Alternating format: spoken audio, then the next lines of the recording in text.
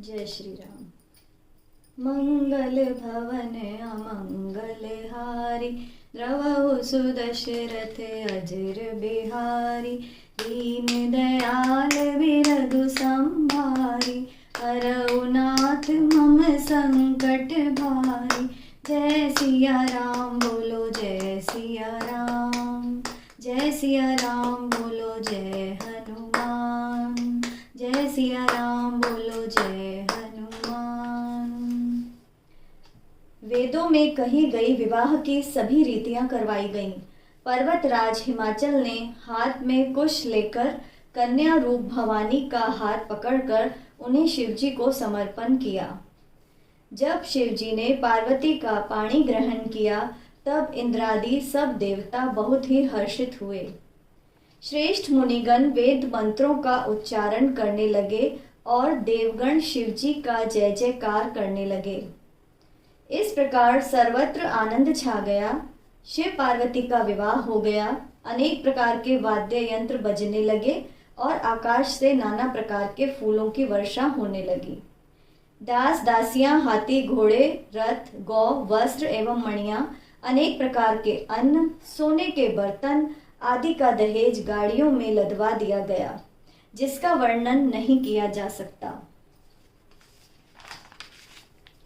अनेक प्रकार का दहेज और फिर हाथ जोड़कर हिमाचल ने कहा, हे शंकर, आप पूर्ण काम हैं, मैं आपको क्या दे सकता हूँ। इतना कहकर उन्होंने शिवजी के चरण कमल पकड़ लिए।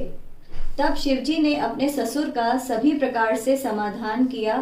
फिर प्रेम से परिपूर्ण हृदय मैना जी ने शिवजी के चरण कमल पकड़े और बोली, हे नाथ, यह उमा मुझे मेरे प्राण के समान प्यारी है। आप इसे अपने घर की दासी बनाएं और इसके अपराधों को क्षमा करते रहें। अब प्रसन्न होकर मुझे यही वर दीजिए। शिवजी ने अनेक प्रकार से अपनी सास को दिलासा दी। तब वे शिवजी के चरणों में सिर नवाकर लौट गईं। फिर पार्वती को बुला लिया और गोद में बैठाकर यह सुंदर सीख दी,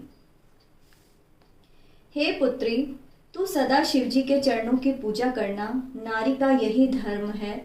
उसके लिए पति ही देवता है और कोई देवता नहीं। इस प्रकार की बातें कहते कहते उनकी आंखों में आंसू भर आए और उन्होंने पार्वती को छाती से लगा लिया।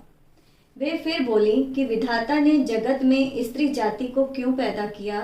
पराधीन को सपने में भी सुख नहीं मिलता। ऐसा कहती हुई माता प्रेम में अत्यंत विकल हो गई, परंतु अवसर को विचार कर उन्होंने धैर्य धारण कर लिया। मैना बार बार मिलती है और पार्वती के चरणों पर गिर पड़ती है। बड़ा ही प्रेम है, कुछ वर्णन नहीं किया जाता। पार्वती सब स्त्रियों से मिल भेंट कर पुनः अपनी माता के हृदय से जा लगी। पार्वती जी माता से मिलकर चली। सबने आशीर्वाद दिए। पार्वती जी मुड़ मुड़कर माता की ओर देखती जाती थी। तब सखियां उन्हें शिवजी के पास ले गईं। महादेव जी सब याचकों को संतुष्ट कर पार्वती के साथ घर कैलाश को चल दिए। सब देवता प्रसन्न होकर फूलों की वर्षा करने लगे और आकाश में नगाड़े बजने लगे। तब हिमवान अत्यंत प्रेम से शिवजी को पहुंचाने के लिए साथ चले। शिवजी ने अनेक प्रकार से उन्हें संतोष देकर विदा किया। हिमाचल तुरंत घर आए और उन्होंने सभी पर्वतों और सरोवरों की आदर, दान, विनय और सम्मान पूर्वक विदाई की। जब शिवजी कैलाश पर्वत पर पहुंचे तब सब देवता अपने अपने लोकों को चले गए। तुलसीदास जी कहते हैं कि पार्वती जी और शिवजी जगत के माता पिता हैं, इसलिए मैं उनके श्रृंगार का वर्णन नहीं करता। शिव पार्वती विविध प्रकार से भोग विलास करते हुए अपने गणों सहित कैलाश पर रहने लगे। वे नित्य नए विहार करते थे। इस प्रकार बहुत समय बीत गया।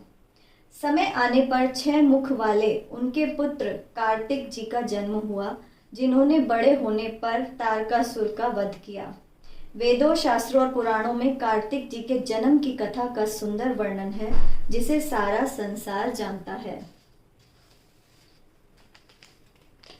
षडानन कार्तिक के जन्म, कर्म, प्रताप और महान पुरुषार्थ को सारा जगत जानता है, इसलिए मैंने शिव जी के पुत्र का चरित्र संक्षेप में ही कहा है।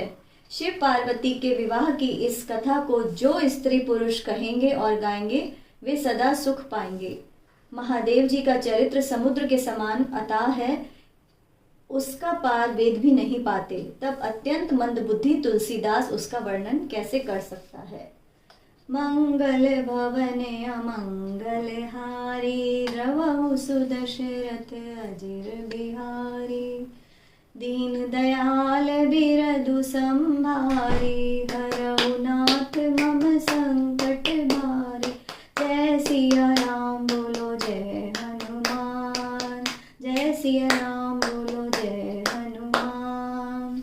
जय सिया राम बोलो जय सिया राम, जय सिया राम बोलो जय सिया राम। जय सिया राम बोलो जय हनुमान, जय सिया राम।